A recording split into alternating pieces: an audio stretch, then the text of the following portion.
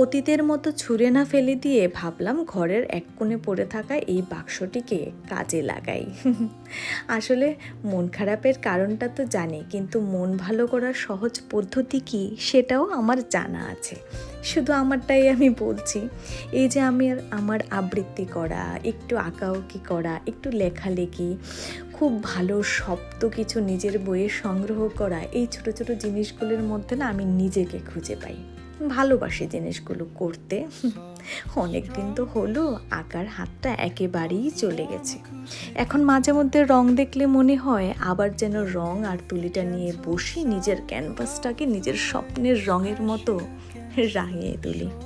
কিন্তু ওই যে সময়, সুযোগ, বাস্তবতা সব কিছু মিলিয়েই আর মনে হয় না কোনোদিনও হয়ে উঠবে। একটা দিক তো একরকমভাবে শেষ করলাম, বাকি দিকগুলি ভাবছি যদি অন্য কিছু করা যায়।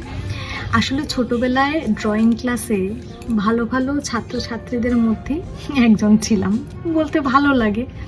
কিন্তু এখন মনে হচ্ছে যে কাজগুলো করতে আমি ভালোবাসি, যে কাজগুলোতে আমি নিজেকে খুঁজে পাই, সেই কাজগুলো নিজের থেকে একটু দূরত্ব তৈরি করে নিয়েছে।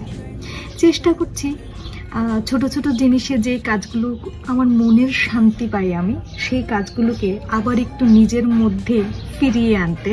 তো জানি না বাকি জায়গাটা কি করব, দেখতে থাকো, আমিও দেখতে থাকি কি হয়।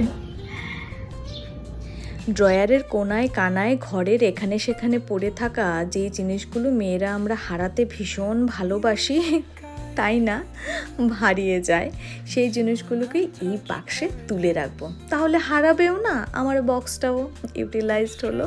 সেটার জন্যই বসে বসে করা। আর বসে বসে কী বা করবো, রান্না বান্না সবই শেষ করলাম, এবার ভাবলাম নিজের জন্য কিছু একটা করা যাক। দাঁড়াও, কাজটা কমপ্লিট করে তোমাদেরকেও দেখাবো, এবং আমার হাজব্যান্ড যে ঠিক খাটের ওপাশটায় বসে কাজ করছে ওনাদেরকেও দেখাবো। শেষে আর কোনো ডিজাইন মাথায় না আসায় ভাবলাম এই 2 নম্বরই বুদ্ধিটাই কাজে লাগানো যাক। দেখতে খুব বেশি মন্দ লাগছে না, তাই না? দাঁড়াও, ওকে একবার জিজ্ঞাসা করি। কি মশাই, কেমন হলো একটু দেখে বলবেন? আমার হাজব্যান্ড তো গ্রিন সিগন্যাল দিয়েই দিয়েছে। তোমাদের কি মনে হয় কেমন হয়েছে?